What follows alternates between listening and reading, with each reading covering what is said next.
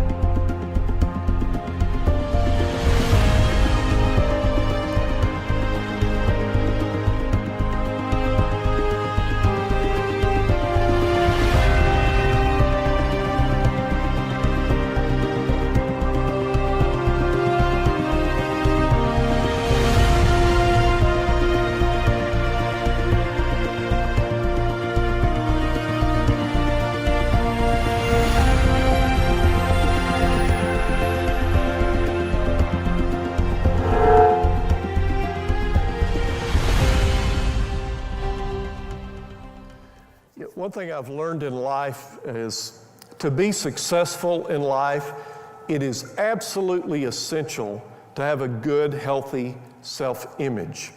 I love the story told of the Taft family. They apparently had a really good gift at installing a positive, healthy self-image in their children.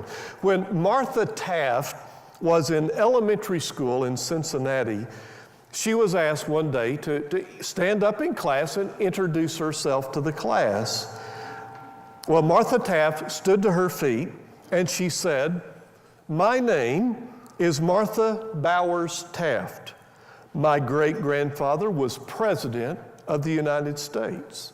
My grandfather was a United States Senator. And my daddy is Ambassador to Ireland.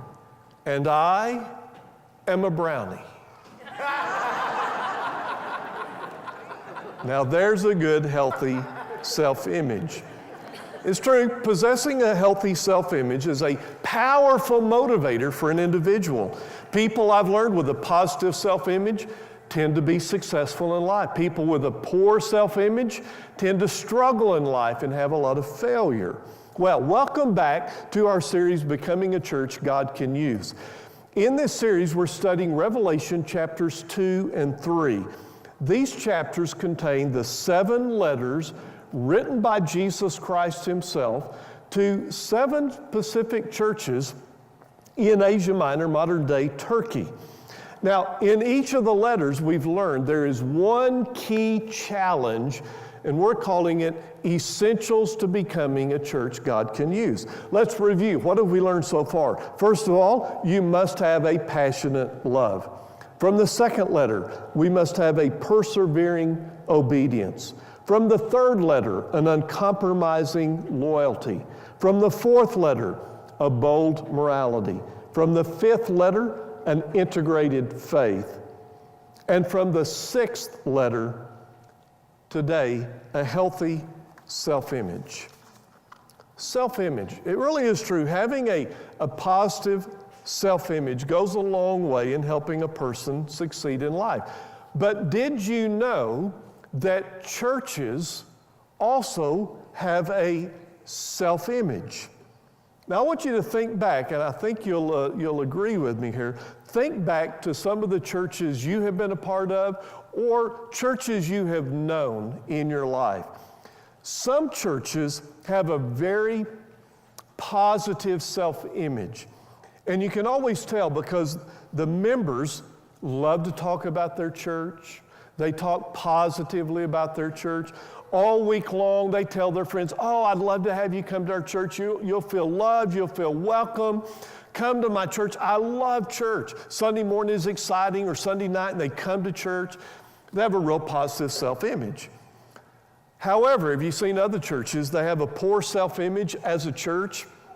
They tend to criticize their church. During the week, they kind of apologize for their church. It's like, well, yeah, I mean, you can come to our church. Now, you got to realize our pastor, he's kind of long-winded and pretty boring, but the seats are comfortable. You always spot, churches that have a poor self-image, people go through life, members kind of apologizing for their church and feeling bad about their church. And I have to tell you, over the years, I have noticed that very often a church's success is directly tied to its self-image. Poor self-image, they don't succeed and they really don't make an impact in their community. Now today we're going to look at the church at Philadelphia, not the one in Pennsylvania. This is the one in modern day Turkey. The church at Philadelphia had a self-image problem. Philadelphia was a small church in a small community, and it had a very small view of itself. Apparently, church members, they kind of allowed the community attitude of, we're a small community, we really don't stand out, we don't really make a difference. They had let that poor self-image from the community seep into their church. So much so that, and we'll read it in detail later, but in verse 8, Jesus says, I know that you have little strength. Little strength. Have you ever seen a church with a small view of itself? You can always spot them. They say things like this, well, we really can't do much in the community because, we're just so small. We don't have a lot of talent at our church. Our finances are pretty weak. We struggle week by week. We'd love to host something at our church, but look at our facilities. We don't have much to offer. But the good news is, being small, God doesn't expect much out of you. That's a church with a low self-image. The church outside should read this, welcome to Light Church. Everything you wanted in a church and less. Ever known a church like that? What is Jesus' message to a church with a poor self-image? Now, more important for us, because I feel like Grace has a good self-image. We feel good about ourselves, and we have for the last 19 years. But here's my concern. Have you ever known a church that at one time had a good self-image, but it went south? You ever known a church like that? Maybe at one time it was an exciting, vibrant, community-impacting church, but now you look at it and you just don't see a lot of life or vitality. You don't see people excited about their relationship with Christ and their church home. Here's the message for us as well. What does it take for a church not only to have a positive self-image, but to maintain that through the ups and downs, through the good times and bad times, we're always going to have them, through the struggles and challenges that we face as a church? How do we maintain it? In Jesus' letter to the church at Philadelphia, he reveals the secret of having and maintaining a good, healthy self-image. And I love the way he does it. He uses 3 word pictures: a key, a door, and a pillar. A key, a door, and a pillar. So let's look at each of these to learn what does it take to have a good, positive, healthy self-image as a church. All right, you ready? Let's jump in. Let's start with the key. What's the key? Use the key of access. We have to access. Keys get you into places. It accesses things to you. Let's turn to the letter. Revelation chapter 3, Jesus says in verse 7, to the angel of the church in Philadelphia, write, these are the words of him who is holy and true, here it is, who holds the key of David. What he opens, no one can shut. And what he shuts, no one can open. If you've ever been locked out of your house or locked out of your car, you know that you need a key to gain access back into your home or car. I was thinking recently that I remembered back when our daughter Katie was in high school, and she had a job. She worked downtown. So one Saturday on my day off, I'm at the house. We live out on the west side of town. I get a call. Dad, you got to help me. I locked my keys in my car. I said, okay, I'll be right there. So I got in my car and I drove downtown to where she worked and pulled around back where she parked. And I just rolled the window down. I handed my key ring to her. And I said, here, just open your car door. It'll get you in and bring my keys back. So she goes over to her car and she's there for a long time. And she's not getting in. And she walks back over and she says, Dad, where's the key to my car that's always on your ring?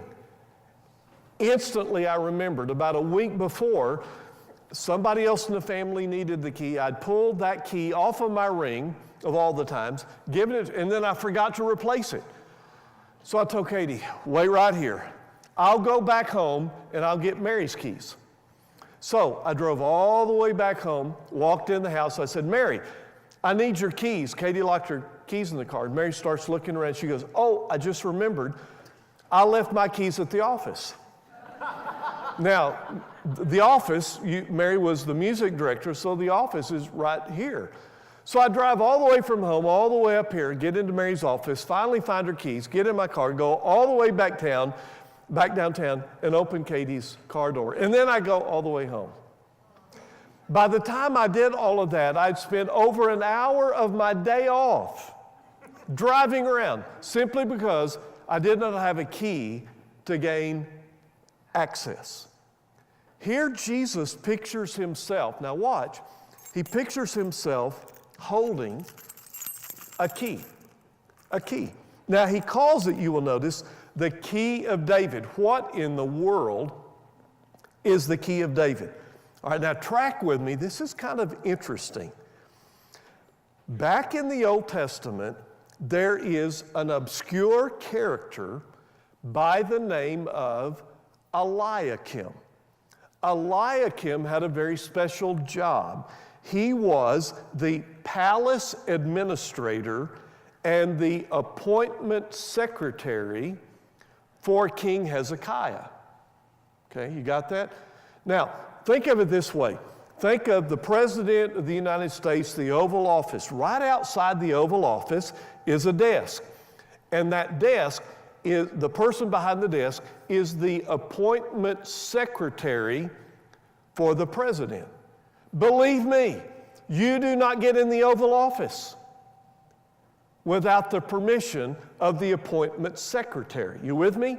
All right, that's Eliakim was like the appointment secretary to the president, except it was to the king of Israel at the time, Hezekiah. Well, Hezekiah got this, Eliakim developed this reputation.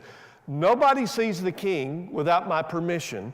And so it was said of Eliakim, here's where the whole phrase developed. Eliakim holds the key of David. That's where the whole thing developed. Okay, you got me? He holds the key of David. That meant he could get into the Oval Office. He can get into the president.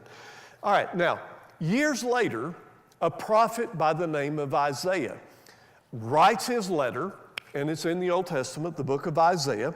Now, when you get over to chapter 22, are y'all with me still, or have I lost you?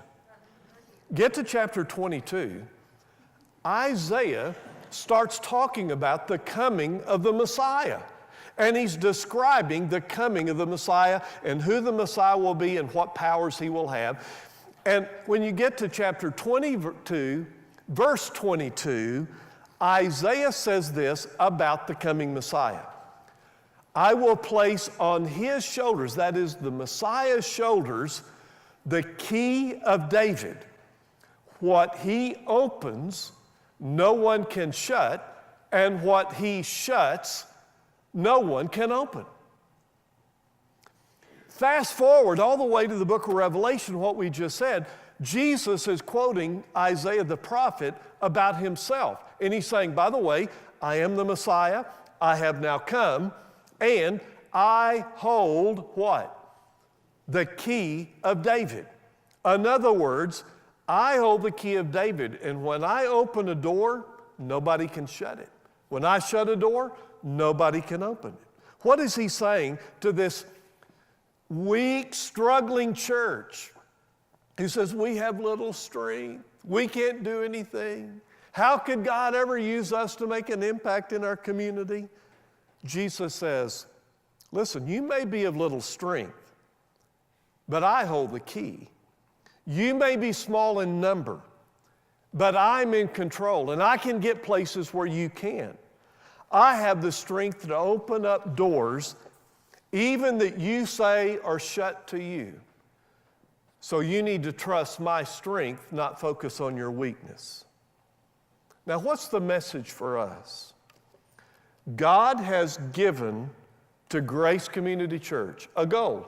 We've had this goal for our 19 years. Our goal is very simple. We believe God has called us to reach 10% of our community for Christ. We want to be able, on Judgment Day, to stand before God as a church and tithe our city. We want to be able to say, God, we reach 10% of our community in the name of Christ, our gift to you. Won't that be a great and glorious day? Now, let me tell you, during the last 19 years, there have been times that I have been overwhelmed by God's vision. I have felt too weak, too small. I have felt too inadequate for the challenge. I said, God, let's make a deal, 3%. Okay, I'll go 4%, but no more.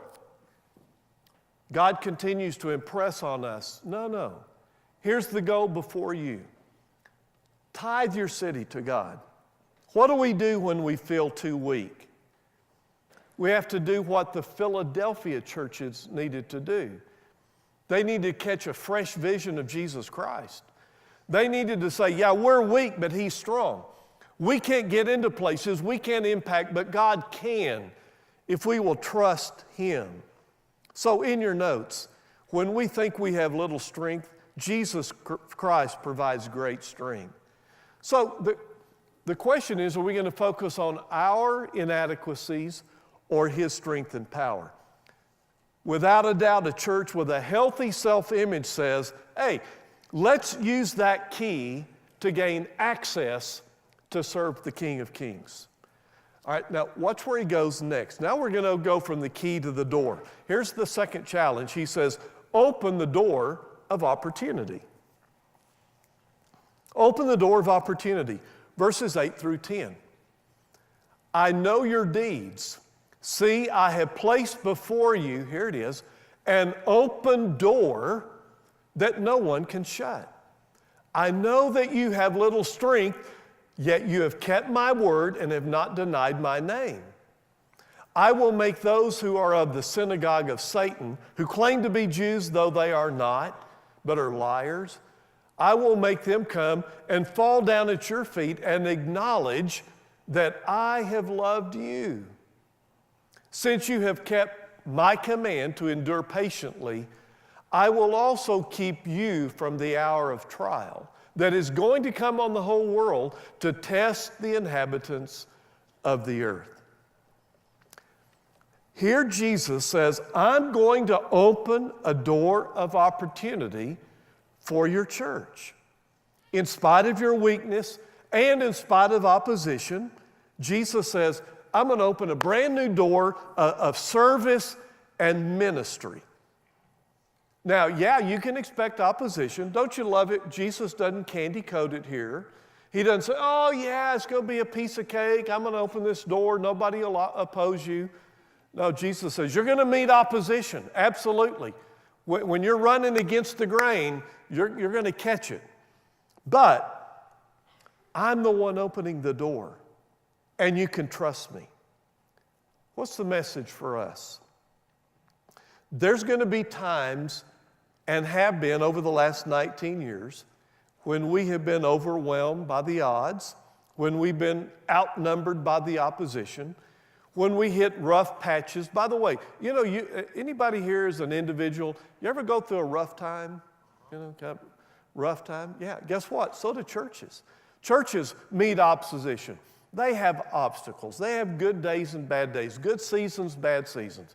Believe me, in my 40 years of ministry, I have ridden them out over and over again. over and over again. You're going to have those times.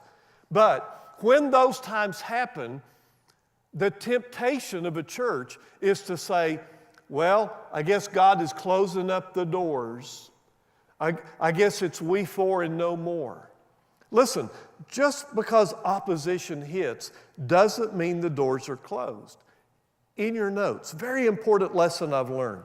Jesus can open doors of opportunity even at the most unlikely times and places. I mean unlikely times. I want to give you a couple of examples.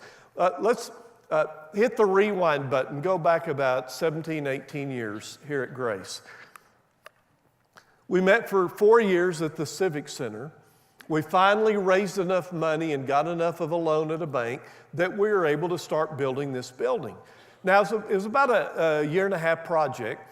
And toward the end of that project, and I remember this well, guys, because I happened to be on the building team of this building. Toward the end of that project, the building team was meeting, and we realized we were running out of money. This church had given sacrificially. They could not give any more. The bank had loaned us all the money they were going to loan us because we had no collateral at all. And so we were getting to near the end of this project. We were out of money. So we were meeting and going through the painful process of cutting things out or saying, okay, what can we, add in later? So we were at a point, guys, I remember the meeting. The north kitchen, that was going to just be an empty room with stubbed out plumbing. Cafe Grace, we didn't have enough money to finish that off. The front patio with all the trees and the planters, we didn't have enough money. That was going to be dirt. There was going to be one sidewalk going out to what hopefully was asphalt, but might be dirt. We didn't know. We didn't have enough money to buy tables and chairs for the children's ministry. We had enough money for carpet, so we literally said, well, here for a while the kids are going to be sitting on the carpet. That's where we were as a building team. In the middle of this painful process, we got a phone call one day. And the phone call said, you have been named as an heir in a lady's estate. And this lady had just passed away. Now, here's the strange thing. This lady had never been to our church, ever. Never been to our church. I met her one time, and the way I met her was Trudy McDougal, who was a member of Grace, had felt called by God to kind of love on this lady. I mean, it was a God thing. And this lady had no family. She had no friends. She was all alone in the world. Somehow God put Trudy with her, and Trudy just said, God's called me to take care of this lady. And so she took care of her. She'd check in on her, watch after her, make sure she got her doctor's appointments and everything.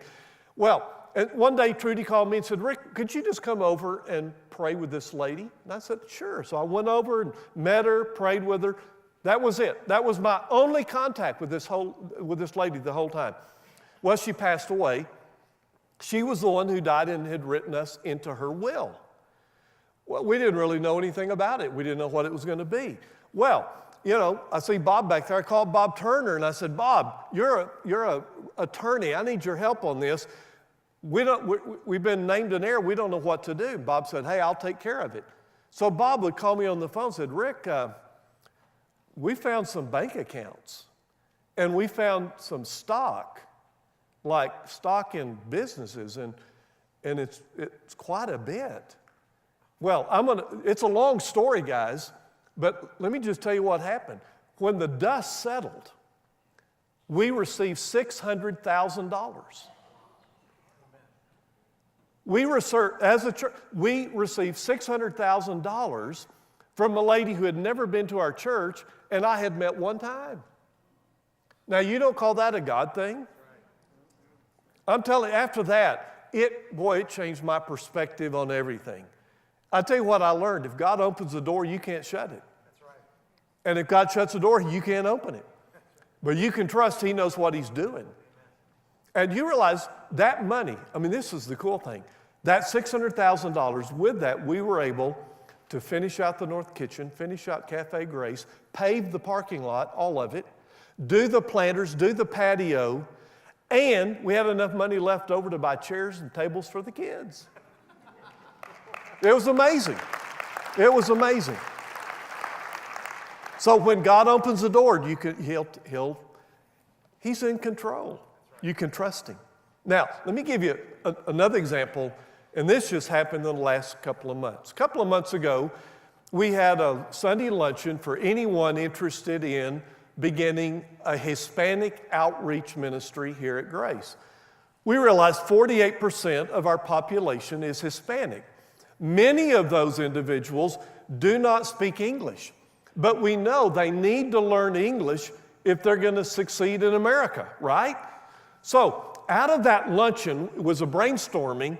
One of the ideas is, could we offer English as a second language classes? We thought, we got classrooms. We got Jerry and Kayla Acosta. They speak Spanish better than me. I mean, I know a little. Taco, burrito, chalupa, I got those down. It was a God thing. So Jerry and Kayla said, we'd love to do that. So they got some of the people at the luncheon, built a team. Jerry told me this morning, we didn't even advertise. It was like word of mouth. We already have 50 people in our English as second language class. This is where you clap. That's exciting. Now, what I'm saying is when God opens a door, if you've got the courage to go through it, good things will happen. But if you go, we could never offer English as second language classes. There's too many gringos at this church. How could we impact our Hispanic population? But if you have a positive self-image and you go, if God opens that door, we don't know how, but we're going to go through it. And we're going to go through it with the courage of Almighty God on our side. So a church with a healthy self-image says, hey, let's open that door and go through the door of opportunity. Number 3, stand as the pillar of strength. There's the key, the door, the pillar. Now think of a pillar. Think of a pillar in a temple. Verse 11.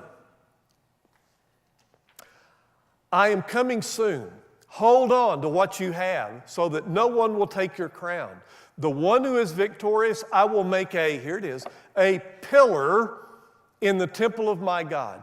Never again will they leave it.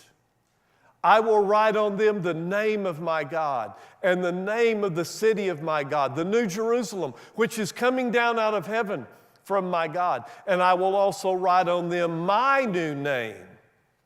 Whoever has ears, let him hear what the Spirit says to the churches. Here Jesus uses a powerful word picture of a pillar to motivate the church of Philadelphia. Here's what's interesting about their city. Their city was built on a fault line, and it had been destroyed in 17 AD by an earthquake, devastated that whole small town. Notice Jesus is saying to them, hey, listen, you guys know about tough times. Well, I'm not going to candy coat it. More tough times are coming for you and for your church. But I want you to know that whatever happens, I'm going to protect you. I'm going to make you strong. I'm going to make you like a pillar in God's temple. Have you ever noticed, when you see pictures of ancient cities that have had earthquakes and all kinds of things happen, you ever notice what's left of those temples? What's always left? The only thing left, it's the pillar. The roof's gone, everything's gone, walls are gone, but those pillars are still standing. Jesus says, that's you. No matter what happens in the future, everything may crumble. Your church is going to be a pillar in the temple of God. Wow, what a self-image booster. Notice also the new image he gives by writing the names on the pillar. Now, I have no idea what that means, but it's pretty cool. I think he's saying, hey, I'm going to write my name on you. That means you belong to me. I'll never leave you. I will never forsake you. You of little strength will be a strong pillar. The message for us, very simple. Without God, we're nothing. But we're not without God. Aren't you glad? God lives in us. God empowers us. Remember Philippians 4:13? All right, read it with me together. I can do all things through him who gives me strength. Now, what does that mean in your notes? This is not arrogance. No, it's confidence.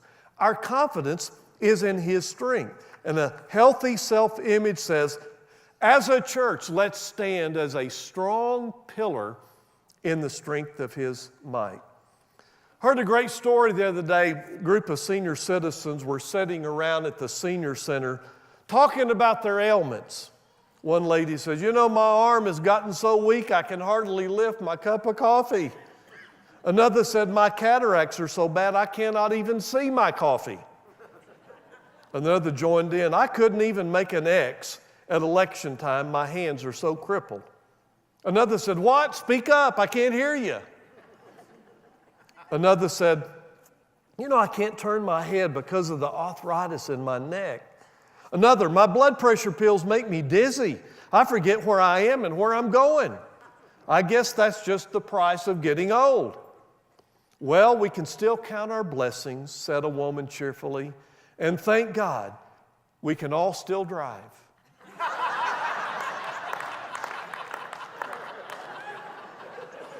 Now there's a positive self-image. So what kind of self-image are we going to have as a church? What kind? Really, when we leave today, are we going to have a negative, apologetic, weak, anemic view of our church? Are we going to say, oh yeah, Grace, I'm a member there. Our best days are in the past. Are we going to see ourselves as a church of little strength? I want to read a story to you. It's called Kimberley's Hole. True story. A small town in South Africa called Kimberley is famous for what is now called Kimberley's Hole. If you were to visit that hole, the tour guides would fly you over it, walk you around it, even take you to the museum dedicated to it. Now, if you're into holes, you ought to see this hole. In fact, you have not lived holistically until you have seen this hole. And what's so intriguing about this whole thing is that the hole started out in life as a hill. Now, it's pretty unusual for a hill to become a hole, but especially in the way this one did. Here's how it happened. One day, some kids were playing on this hill, and they just happened to find a diamond. The word got out. People started coming from all over the world to stake a claim. Well, they realized they better get organized because there were a lot of people. So they came up with this plan.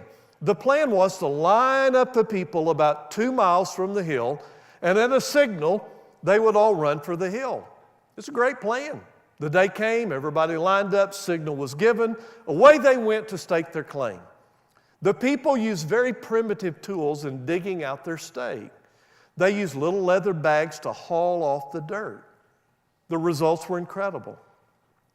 They dug a hole over 1 mile in circumference and literally hundreds of feet deep. They took out millions and millions of bags of dirt with picks and leather buckets and hauled out that dirt by hand. They suffered incredible hardship, famine, murder, rape, and epidemics. However, they kept digging their hole, all because they were sufficiently motivated. Here is the lesson of Kimberley's Hole. If some ordinary men and women with primitive tools and poor equipment can turn a hill into a hole that size simply because they got motivated, just think what a church could do with all the resources of Almighty God if the members just got motivated. And when we do get that motivated, we will have taken the next step in becoming a church God can use. Let's bow. Well, Lord Jesus, thank you for motivating us with your words. Thank you that you are the key, that you open the door, and you make us pillars in your temple. God, we are challenged, we're encouraged. Forgive us when we have doubted. Forgive us when we have felt like we are a church of little strength. Father, may we focus not on our strength, but on your strength.